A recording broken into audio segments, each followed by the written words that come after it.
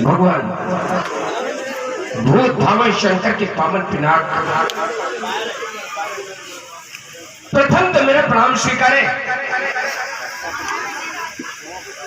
आज आपको इस स्थिति में पाकर सोचने के लिए विवश हूं।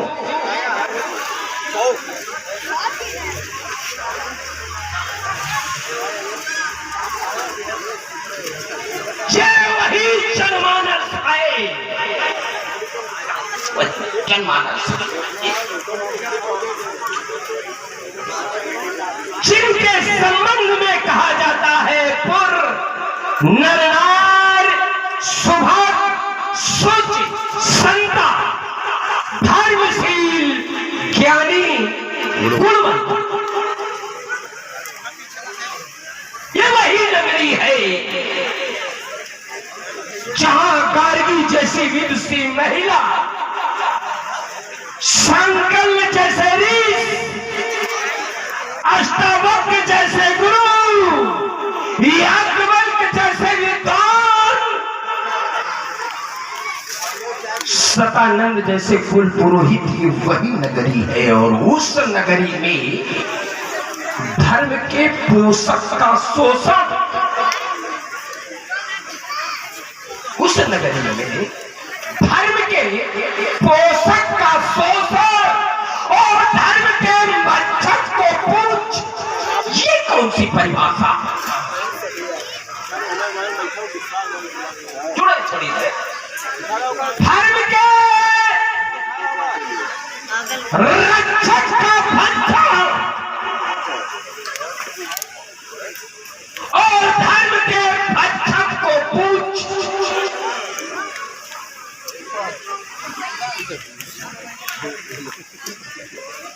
अब तो मैं कहने के लिए विवश हूं, गरजे तो खूब बरसे न एक बूंद, गरजे तो खूब पर बरसे न एक बूंद। ये कोरा हिमान इन मेघों में है, यहाँ जो कहा सो किया, जो दिया सो दिया। ये गरल और गुमान इन मर्दों में है। मिथिला समाज में सम्मानित दशहरा जी का शुभागमन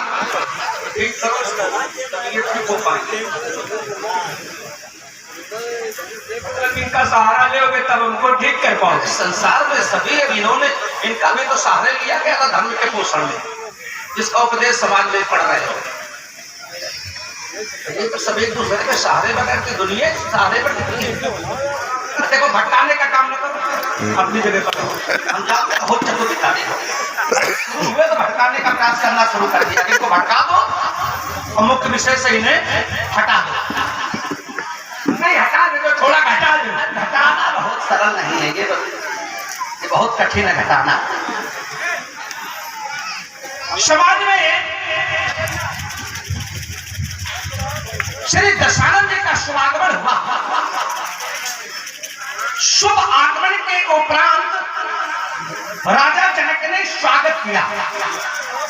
स्वागत में उन्होंने अपने हृदय के माध्यम से श्री रावण जी के प्रति अपने हृदय के गुणगान प्रस्तुत किया, को पूज कहा।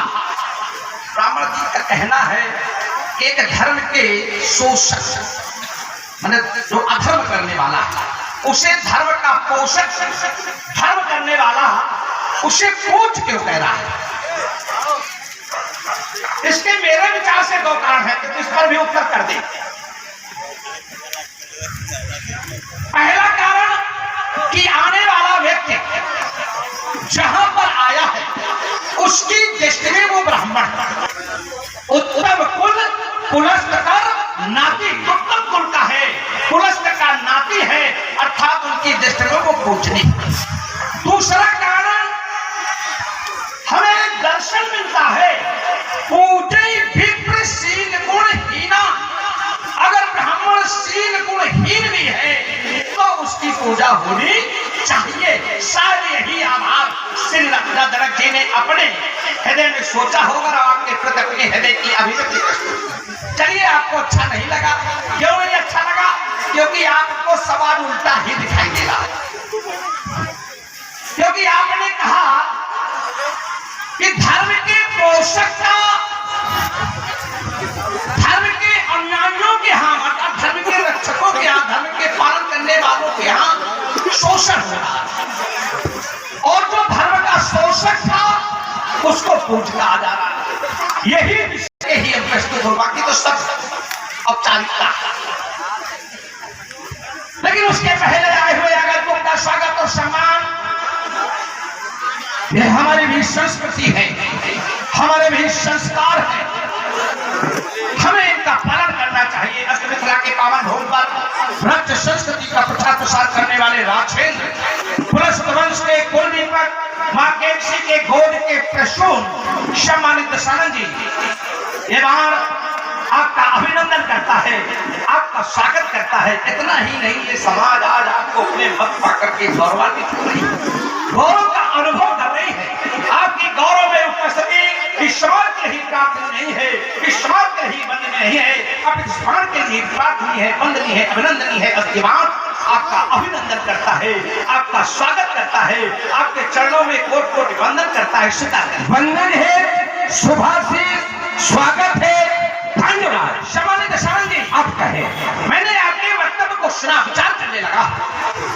आपने कहा कि धर्म के पोषक, मैं अभी तक ये नहीं समझ पाया कि इनके द्वारा धर्म का पोषण कैसे हुआ। बस और संक्षिप्त, और हम इस बात को सिर्फ दो शब्दों में उत्तर, क्योंकि ये धर्म के मूल के हाथों में रहे।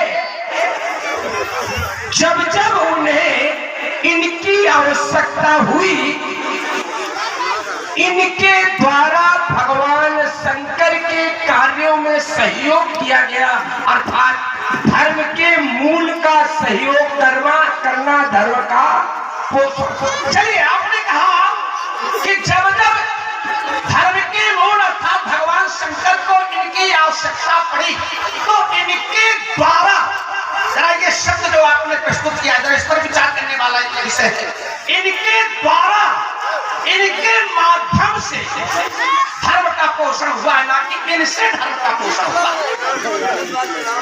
क्योंकि जब जब धर्म के पोषण के लिए भगवान शंकर को इनकी आवश्यकता पड़ी, इन्होंने भगवान शंकर की मदद की, लेकिन धर्म की रक्षा किसने की? भगवान शंकर ने की। इन्होंने धर्म की रक्षा नहीं की है, भगवान शंकर ने धर्म की रक्षा की है। ये माध्यम रहे हैं, और माध्यम के प्रति हम आपकी बात को काटेंगे नहीं, आपकी बात का समर्थन कर देंगे कि भगवान शंकर के केवल ये सहयोगी के रूप में रहे। तुम्हारी इसी बात को हम मान लें तो कुल मिला के जब धर्म के मूल के सहयोगी तो धर्म के पोषक। ये अपने मतलब का आपने छाटा, अपने मतलब का छाटा। हमने ये नहीं कहा कि सहयोगी रहे, ये तुमने अपने प्रस्तुतिकरण में प्रस्तुत किया था। हमने कहा इनके द्वारा, क्योंकि आपने प्रथम में कहा था कि जब जब भगवान शंकर को आवश्यकता पड़ी तो इनके द्वारा। देखिए, सहयोगी और द्वारा दोनों में अंतर है, हमें मत चक्कर में फंसाओ। विषय यह है कि इनके द्वारा, क्योंकि सहयोगी जब सहयोग करता है तो वो बराबर का अधिकारी हो जाता है, वो बराबर का अधिकारी हो जाता है। लेकिन ये सहयोगी नहीं रहे हैं, इनके द्वारा जब जब भगवान शंकर की आवश्यकता पड़ी इनका प्रयोग किया, और सहयोगी का प्रयोग नहीं किया जाता है, सहयोगी की सहायता ली जाती है, सहयोगी से मदद ली जाती है। और इनका तो भगवान शंकर ने प्रयोग किया है जब जब धर्म की स्थापना करनी पड़ी। अब प्रयोग तो धर्म की स्थापना के लिए इन्होंने इनका प्रयोग किया गया, जरा समझना। धर्म की स्थापना के लिए इनका प्रयोग किया गया तो क्या मतलब हुआ इसका?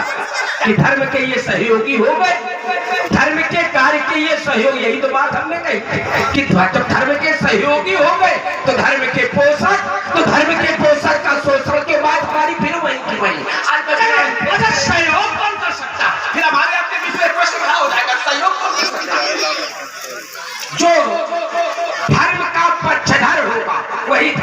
सहयोगी अस्त्र शस्त्र धर्म के पक्षधर होते हैं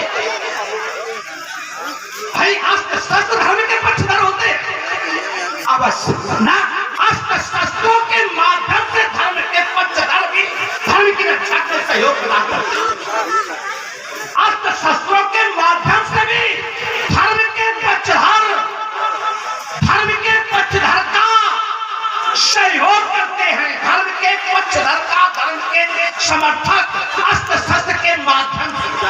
और जब कोई व्यक्ति सहयोग करता है तो वो सहयोगी कहलाता है। ये सहयोगी नहीं है, ये चाहे सहयोगी हो उसके भी नाम कर रहे होंगे, और चाहे भगवान शंकर धर्म की रक्षा की तो उनके भी नाम धरेंगे। ये सहयोगी नहीं हो सकते, आप चाहे जितना कहोगे सहयोगी है, क्योंकि अस्त्र शस्त्र कभी रावण जी किसी के सहयोगी। अपनी बात कह के स्वयं उसको काटते हो, ये थोड़ा गड़बड़ है।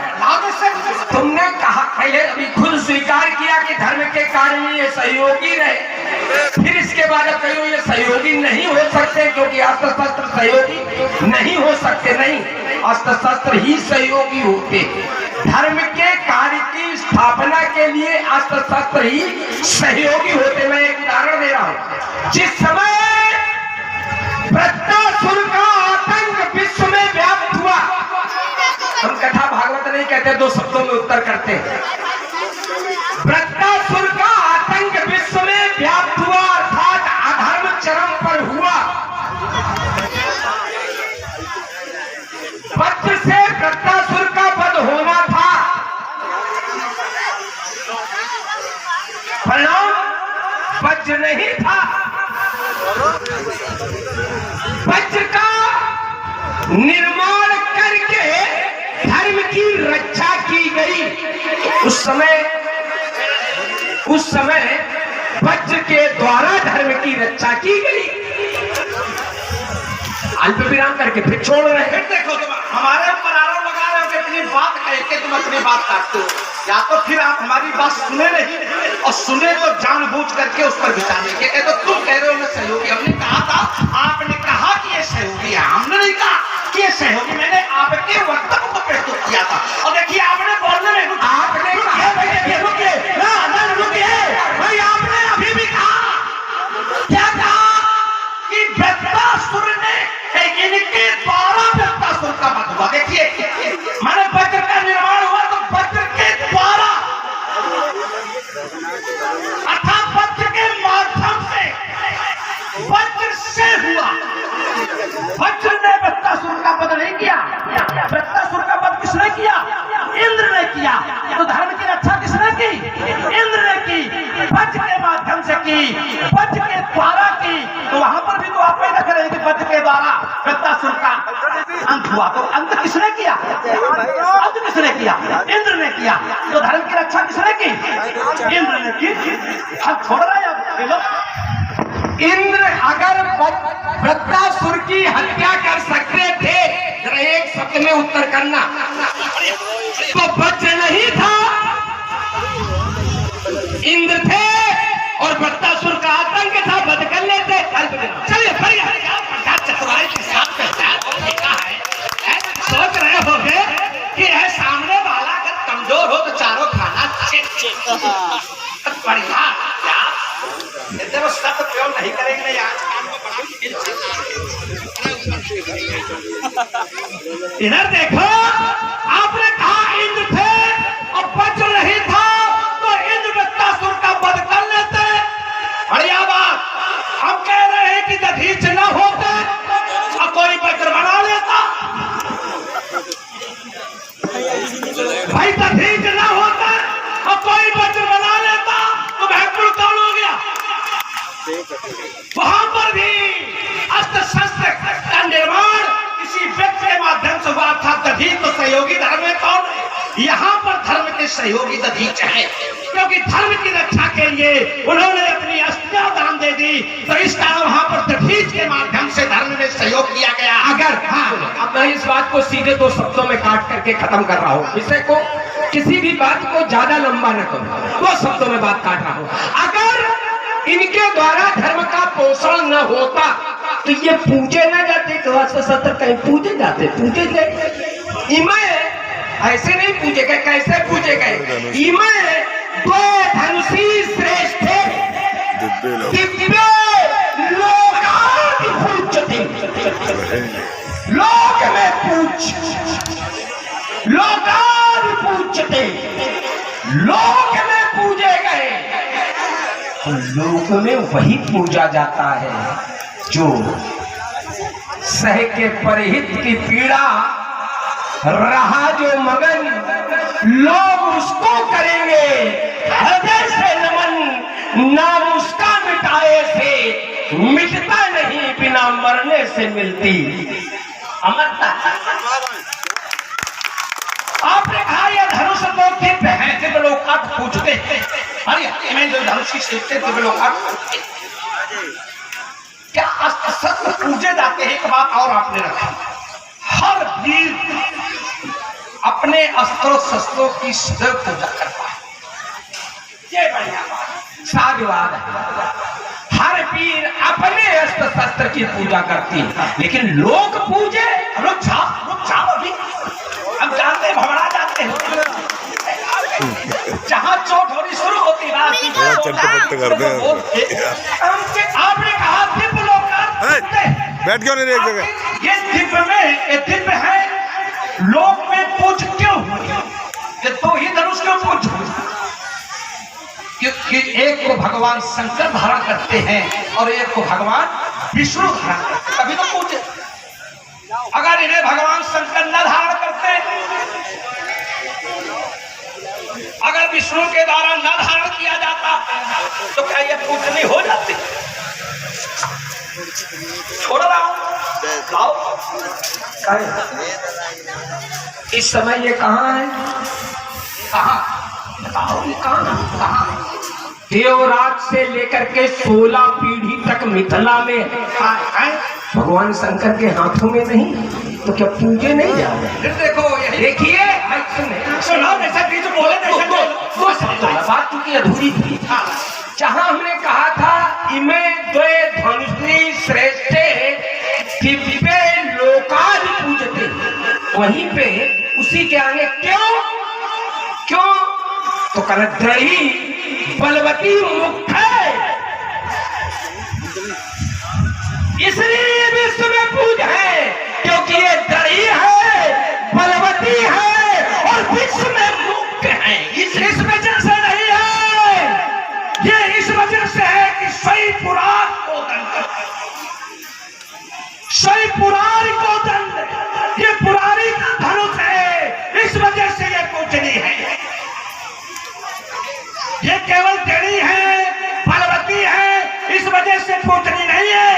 क्या कोई वस्तु शक्तिशाली है, बलशाली है, बलवान है तो क्या वो पूजनीय हो जाएगी? आप भी तो बलशाली है। उज्ज्वल विश्व बस राकेश को में स्वतंत्र, तो राजा जनक ने कहा पूज, तो कहा तो हमें पूज कर रहे हैं भाई। अगर बल ही पूज का आधार है, अगर बल ही पूज का आधार है और शक्ति ही पूज का आधार है, तो हर शक्तिवान की पूजा होनी चाहिए। फिर तो तुम्हारी भी हो, तुम्हारे भाई कुंभकर्ण की भी हो। भाई कुंभकर्ण तो बहुत बलवान है, अति बल कुंभकर्ण असभाता। अगर बल की ही पूजा है, शक्ति की ही पूजा है, तो रावण जी तुम्हारी भी पूजा संसार में होनी चाहिए और तुम्हारे भाई कुंभकर्ण की भी पूजा होनी चाहिए। ये पूजन इस कारण है, पुराण को दंड, ये भगवान शंकर के को दंड है, भगवान शंकर के धनुष है और दिव्य है। क्यों? क्योंकि ये किसी साधारण व्यक्ति के द्वारा न इनका निर्माण किया गया है और न साधारण व्यक्तियों की अस्थियों से, इस कारण ये पूजनीय है। ये भगवान शंकर के हैं, इस कारण पूजनीय। छोड़ रहा हूँ, लाओ। चलिए, अब आपने ये स्वीकार किया कि ये किसी साधारण की अस्थियों के नहीं है, तो जिन साधारण की अस्थियों के हैं वो भी धर्मशील कहे गए। तो हमने पहले ही कहा वो भी धर्म, अब उनकी अस्थियों के हैं तो ये धर्मशील हो गए। एक बात। दूसरी बात, आपने कहा चूंकि ये भगवान शंकर के हैं इसलिए पूजनीय है, क्योंकि सोई पुरारी को दंड, इसलिए ये पूजनीय है। ये तुम्हारी अपनी व्यक्तिगत सोच हो सकती है, लेकिन जहां मैंने जो श्लोक प्रयोग किया था, जो देववाणी प्रयोग की थी, वहां पर इनका व्यक्तिगत एक आरोप हमारे ऊपर लगाया। विषय हम मूल में आ जाए, जो आरोप आपका आया है हमारे ऊपर कि आप भी तो शक्तिशाली हैं, तो आपकी हमारी पूजा नहीं होती। नमः चरण विनीता आयस करे सकल भयभीता, भयभीता इस बात का द्योतक है कि बल के कारण मेरी पूजा, बल के कारण तुम्हारी पूजा होती है कि भय के कारण तुम्हारी पूजा होती है? भयभीता, रुको रुको, खेल यही तो है भाई, खेल तो हो गया तुम्हारे शब्दों में से, तुम्हारे द्वारा ही जो प्रस्तुति करना हुआ उससे खेल हो गया। सही बात भाई, भयभीता, भय के कारण वो पूजा आपकी करते हैं, भय के कारण आपकी वंदना करते हैं। काहे मैंने कोई घर गांव का आतंकवादी हो, एक शब्द हम प्रयोग कर दे नहीं करेंगे, और वो जिस जगह से पहुंचे तो वहां पर लोग खड़े हो जाए, नमन करने लगे, तो वो तुम्हारे जैसी सोच कहोगे हमारे गांव के, तो हमें तो देख के गांव का प्रमुख भी नमन करता, वो तुम्हें देख के नमन नहीं कर रहा है, तुम्हारे आचार के कारण नमन कर रहा है, भय के कारण नमन कर रहा है। और भय से पूजा नहीं होती है, भय से आस्था नहीं होती है, भय से किसी के प्रति नमन की श्रद्धा नहीं होती है, भय से केवल सम्मान मिल सकता है कि नहीं, भय से ही प्रीति होती है। ये सिद्धांत कहता है भय बिन हो न प्रीत। हम कोई बात ऐसी नहीं कहेंगे, प्रमाणित कहेंगे, और तुम देखो रुको भाई का ये प्रीत नहीं होती, मैं तो श्रद्धा नहीं होती, भय बिन हो न प्रीत। जिस दिन पिता का भय पुत्र को नहीं रहेगा, पुत्र निरंकुश हो जाएगा। नारी को पति, पिता और पुत्र का भय नहीं रहेगा, स्वतंत्र हो जाएगी नारी। और परम स्वतंत्र अगर नारी हो गई तो ये नारी बिगड़ जाती है। भाई स्वतंत्र तब बिगड़े नारी, तो समाज में यदि राजा का भय समाप्त हो जाएगा तो समाज निरंकुश हो जाएगा, समाज में प्रेम सौहार्द समाप्त हो जाएगा। इसलिए सिद्धांत को नहीं काट सकते हो। सिद्धांत यही है कि भय बिन हो न प्रीत। यहाँ प्रीत का अर्थ क्या है? नहीं, हाँ दूसरा प्यार ना, भय से कभी प्रेम नहीं होता ना। यहाँ प्रीत अनेकार्थी शब्द है, यहाँ पर प्रीत अनेकार्थी शब्द है, इसको जरा विचार करिए। रुक जाओ, रुको भाई, रुको, बड़ी लंबी चोट कर दी है तुमने। क्या भय से प्रेम होता है? अगर भय से प्रेम होने लगे तो सभी एक दूसरे को भयभीत करके प्रेम प्राप्त करने लगे ना। भय से प्रेम नहीं होता है, श्रद्धा से प्रेम होता है, विश्वास से प्रेम होता है, भय से कभी प्रेम नहीं होता। रावण जी, यहाँ प्रीत शब्द अनेकार्थी शब्द है, इसके दूसरे अर्थ पर विचार करो। दूसरी बात, आपने कहा स्वतंत्र शब्द प्रयोग किया नारी के लिए। स्वतंत्र और परतंत्र दो शब्द है। नारी कभी भयभीत नहीं रहती है घर में, ये आप जैसे लोगों के यहाँ नारी भयभीत रहती होगी। हाँ, परतंत्र तो हो सकती है। रुक जाओ, चलिए तो फिर ये चल रहा है, उधर खड़े होना, इस वजह से नारी परतंत्र तो हो सकती है, भयभीत नहीं हो सकती। जरा अंतर है। राजा भय समाज में नहीं व्यक्त कर सकता, राजा समाज को परतंत्र कर सकता है, अपने अधीन कर सकता है, भय नहीं समाज में व्याप्त कर सकता। और जिस राजा के द्वारा समाज में भय व्याप्त किया जाता है वो राजा कहलाने का अधिकारी नहीं है। जैसे तुमने समाज में भय प्राप्त किया तो तुम्हारे लिए कहा क्या गया? क्या कहा गया? शुभ आचरण कटौ नहीं होई, देव विप्र गुण मान न कोई, माने मात पिता नहीं देवा, साधु संत करवावई सेवा। इतने नहीं, बाड़े खलबो चोर जुमारा, जहाँ का राजा भय व्याप्त करता है वहाँ की समाज चोर और जुमारी होती है। जैसे तुमने विश्व में भय व्याप्त किया, सभी तुम्हारे सामने भयभीत होकर के नतमस्तक होते हैं, तो तुम्हारे राज्य में चोर जुआरी पैदा हुआ है। तो जहाँ पर का राजा भयभीत करने वाला होगा वहाँ चोर और जुआरी पैदा होगा, वहाँ कोई साधु या तो जो फारो तुम, क्योंकि मैंने बात रखी थी सारगर्भित ग्रंथ की कि ये तो अनुचित है, ये जो भयभीन होए न प्रीत जहाँ लिखा है ये गड़बड़, या तो ये गड़बड़। जहाँ तक तुमने मेरे ऊपर आरोप लगाया कि वहाँ के चोर होते हैं, जुआरी होते हैं, क्या होते हैं? चोर जुआरी इसलिए होते हैं क्योंकि वहाँ भय होता है। अरे जहाँ भय नहीं होता वहाँ चोर जुआरी होते हैं। और राजा वेणु का राज्य याद करो, क्या याद करो? रुके चोर शुरू बड़बड़ाने। वेणु के राज्य में चूंकि वेणु स्वयं जुआरी था तो पूरा राज्य चोर और जुआरी से भर गया। परिणाम स्वरूप ब्राह्मणों ने उसका निष्कासन कर दिया, उसे जंगल में रहने के लिए विवश कर दिया। तब पड़ोसी राष्ट्र, अब हम आगे की कहानी नहीं कहेंगे क्योंकि उसका विषय केवल इतना है कि जब राजा अगर भय समाज पर नहीं बना पाएगा तो समाज निरंकुश हो जाएगी। एक बात, ये प्रमाणित बात है, सारगर्भित बात है, सब लोग अपने अपने घर में यात्रा करें। अगर पिता का भय परिवार से समाप्त हो गया तो परिवार निरंकुश हो जाएगा। नहीं, हम वहीं बढ़ रहे हैं जहां तुम कह रहे हो। अगर हमारा भय तुमसे समाप्त हो गया तो तुम भी निरंकुश हुई कि उल्टा सीधा होगे। इसलिए एक बात बता दे, ये टूटेगा चापे पाराज में धरावी तो त्रिभुवन का भी प्रेम मच जाएगा।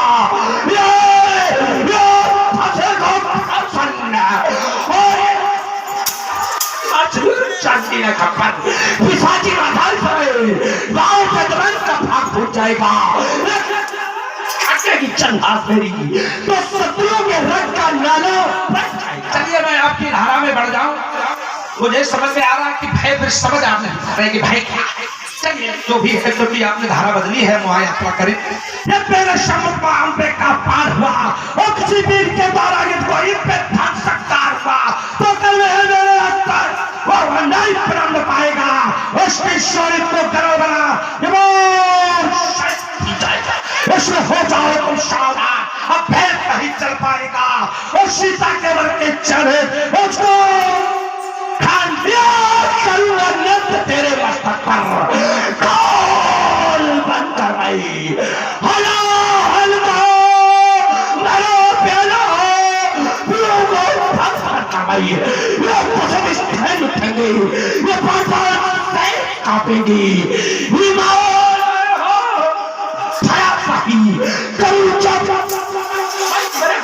की शक्ति अलौकिक है। भला तुम्हार भूतल पर करुणा चंद्र दिक्कत तेरे तस्वीरों पर चला के आकार गिरेंगे और सोनी होके चंद करी जब कर भी कदा बाहर करेंगे और सोनी की शक्तियां निकलेंगी और बालों की बौछारें होगी, चारों ओर चमकती रहेंगी, तलवारों की धारें होगी, यहाँ पर भीड़ प्रदर्शन होगा।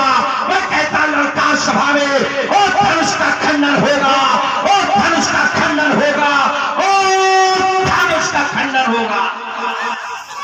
देखो धनुष का खंडन हो कहो ना करो, बढ़ाओगे लगाओ हाथ। अब चीर के डाल काफी दिन जंगल में लकड़ी चीरी हो, हम नहीं चीरे की बात कर रहे हैं। तो धोखे में न रहना कि कहीं दही के धोखे चूना न पी जाना, सब आते तक फाट जाए।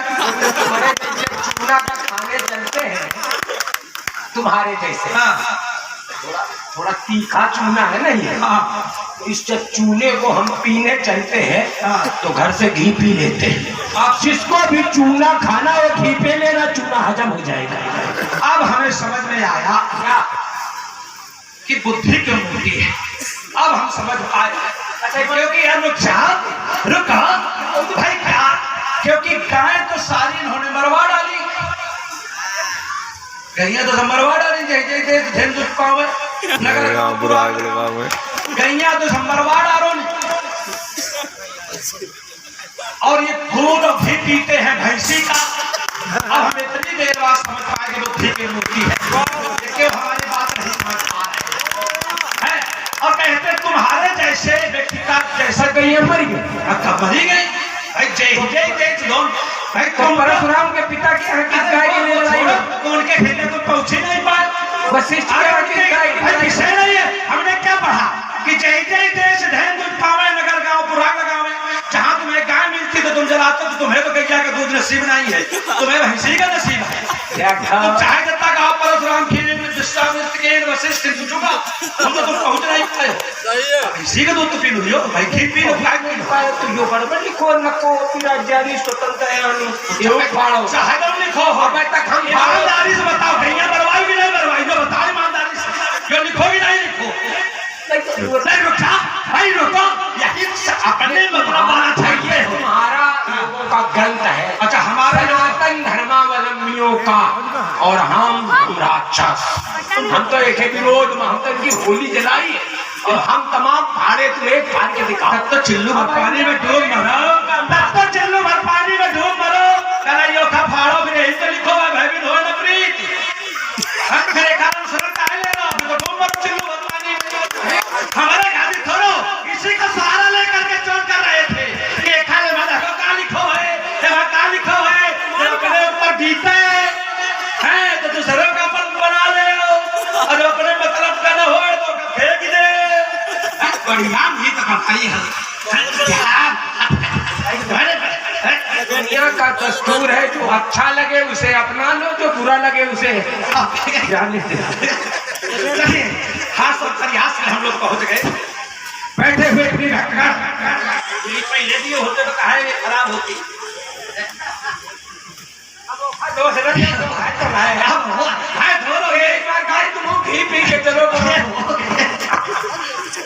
बैठे हुए भक्त का ईश्वर की कृपा से सभी को हाथ मिले। आप लोग परेशान न होना कि रावण से 2-2 हाथ करना, इनके लिए हम ही पर्याप्त। सभी के पास 2 हाथ है, दोनों हाथ ऊपर करो, सच्चा दरबार है।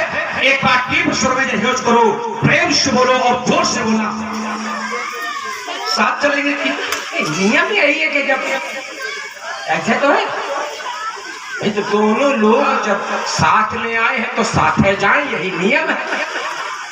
सब खुदे वो भी रहे कि कितनी जल्दी तुम जाओ, ऊपे हैं तुम, दोनों हाथ उठाकर बड़ी श्रद्धालु भक्त जन जितने मन से सुना उतने मन से दोनों हाथ उठाकर बड़ी श्रद्धा और भक्त के साथ जय घोष करें। सबको भगवान शंकर की सौगंध है, दोनों हाथ तुम लोग अपन खुद सोच लो, हम कुछ रखेंगे, दोनों हाथ